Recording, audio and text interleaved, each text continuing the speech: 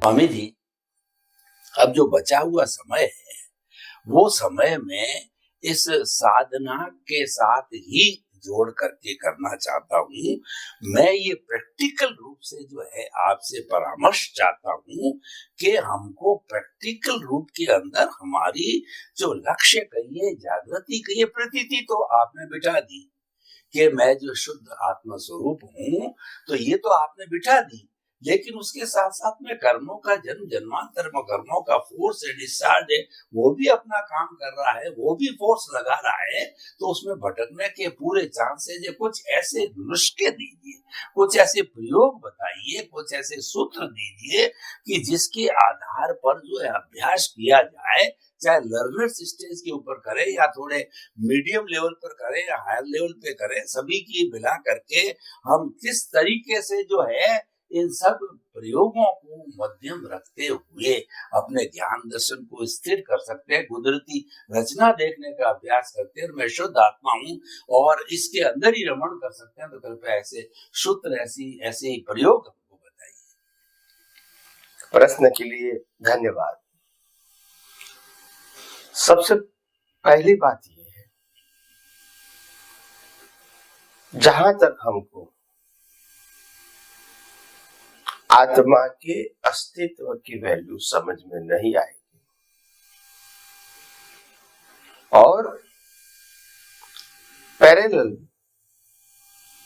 आत्मा के अलावा सब कुछ कुदरती कानून और कुदरती रचना के ऊपर ही आधारित है। इसमें हम और हमारा कुछ भी नहीं है।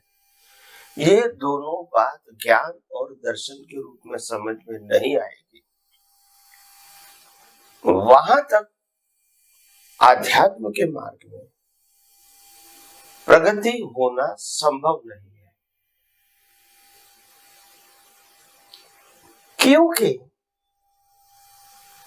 आप देखो कि हमको मुक्ति के मार्ग में तो जरूर आगे बढ़ना ही है, वो हमारा भाव है, मगर सबसे पहले यह समझना चाहिए कि इस दुनिया में जो कुछ अवस्थाएं दिखती है, 5 इंद्रियों के माध्यम से जो कुछ अवस्था होती है, शरीर के माध्यम से, और जो कुछ लाइफ है शरीर का, ये पूरा पैकेज कुदरत का ही है और उसमें मालिकी भाव, कर्ता भाव या भोक्ता भाव करने की कोई आवश्यकता नहीं है। पहले हमको आत्मविश्वास के साथ समझना पड़ेगा, गोल गोल नहीं। भले अनुभव में आने में समय लगे, मगर विजन तो क्लियर होना चाहिए। जब तक विजन में कंफ्यूजन रहेगा, आपका पुरुषार्थ सही दिशा में नहीं जाएगा। इसीलिए पुरुषार्थ सही दिशा में ले जाने के लिए हमको पहले ये बात समझनी पड़ेगी कि ये सब कुदरती रचना है और कुदरती रचना में 5 तत्व है, कुदरती कानून है और ये दोनों से कुदरती रचना बनी हुई है। जो अवस्था बनती है वो हमेशा टेम्पररी होती है, परिवर्तित है। इसमें मोह करने की, राग द्वेष करने की, मालिकी भाव, कर्ता भाव करने की, या मैं भुगतान कर रहा हूं, ये भी समझने की कोई आवश्यकता नहीं है। सब कुछ कुदरती रचना है और ज्ञान के रूप में मैं चेतन, अविनाशी और अनंत शक्ति वाला था, हूं और रहूंगा। उसमें कोई परिवर्तन होने वाला नहीं है। ये दोनों पहले क्लियर होना चाहिए। दूसरी बात,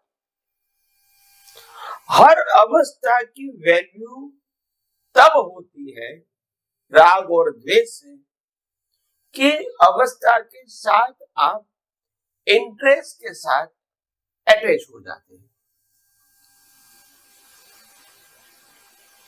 तो अध्यात्म विज्ञान बताता है कि वो आत्मा के ऊपर कोई भी अवस्था प्रभाव नहीं डाल सकता,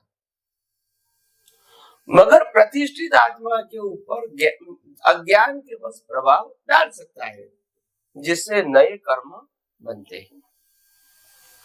मगर आपको विज्ञान में यह समझना है कि कोई भी अवस्था,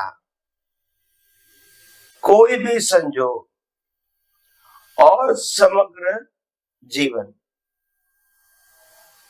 ये पूरा पैकेज आत्मा के अस्तित्व के आधार पे है। आत्मा का अस्तित्व उनके आधार पे नहीं है। इसीलिए हमको शरीर और आत्मा दोनों साथ होते हुए भी केवल आत्मा की ही वैल्यू समझ में आनी चाहिए। अवस्था कितनी भी अच्छी है, अवस्था कितनी भी पाप पुण्य वाली है, लाभकारी है, फिर भी क्योंकि कुदरती रचना होने से आत्मा के साथ उसकी कंपेयर नहीं हो सकती। तो ये लाइन ऑफ डिमार्केशन हमारे विजन में होना चाहिए। कोई भी अवस्था का अस्तित्व, क्योंकि मैं हूं तो अवस्था है, आत्मा नहीं है तो अवस्था ही नहीं है। जब आत्मा निकल गया फिर मुर्दा आप 6 दिन रखोगे, इसको अवस्था नहीं बोलेंगे, ये जड़ है। तो बात समझना है, आत्मा की वैल्यू इसी प्रकार समझोगे और अवस्था की वैल्यू कुदरती रचना है, तो वो होता ही रहता है, चलता ही रहता है, उसमें मैं और मेरा कुछ नहीं है। ये बहुत जरूरी है समझना।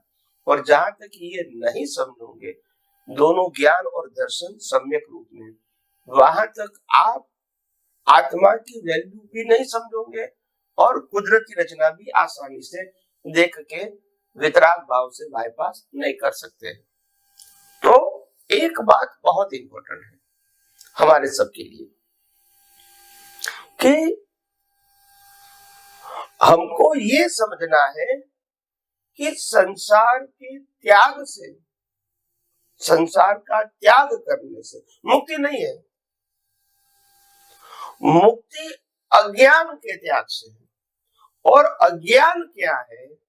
मैं आत्मा के अलावा कुछ नहीं हूं और मेरे अलावा जो कुछ भी है वो कुदरती रचना है, वो समझूंगा तो ही अज्ञान यानी रिलेटिव सत्य मिटेगा।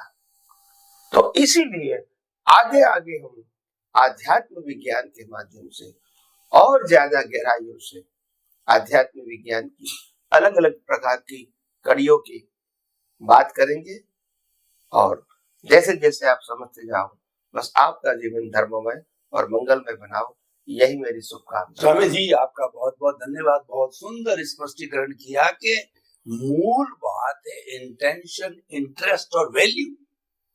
हमारे सामने दो ध्रुव है, एक आत्मा और एक शरीर, दोनों साथ रहते हैं। आप वैल्यू किसकी करते हो, आपका इंटरेस्ट किसमें? सबसे पहले ये डेवलप करो। क्यों? इंटरेस्ट के साथ कोई काम होता ही नहीं है। इंटरेस्ट हो रहा है जब स्वामी जी के साथ में बैठ करके जो है वो सत्संग कर रहे हो और आप इंटरेस्ट है, आप जब बैठे हुए सुन रहे हो, नहीं तो कोई प्रश्न ही नहीं होता था। तो इंटरेस्ट बहुत जरूरी है। तो आपने बताया कि ज्ञान दर्शन का डेवलपमेंट और ज्ञान दर्शन स्थिर रहे, तो सबसे पहले आप ये समझो कि मैं जो है वो विज्ञान घन स्वरूप आत्मा हूं, यानी मन वचन काया से मुक्त, ऐसा मैं शुद्ध आत्मा हूं। और इस शुद्ध आत्मा के अतिरिक्त पूरे संसार में 5 इंद्रियों से दिखाई देने वाला जितना भी है, ये सारा कुदरती रचना है। ये अगर हम समझ में आ गया तो आप मान के चलिए कि मुक्ति निश्चित है। और स्वामी जी तो गारंटी लेते हैं, अगर आप सतत कुदरती रचना देखते हो तो स्वामी जी तो कहते हैं कुछ भावों में आपकी मुक्ति भी संभव है। ये क्यों कह रहे हैं? क्योंकि इनको सामने दिखाई दे रहा है। इनके ज्ञान दर्शन में खुला हो रहा है। तो आप समझ श्रोताओं की तरफ से स्वामी जी के प्रति बहुत बहुत धन्यवाद। स्वामी जी जय सच्चिदानंद। जय सच्चिदानंद।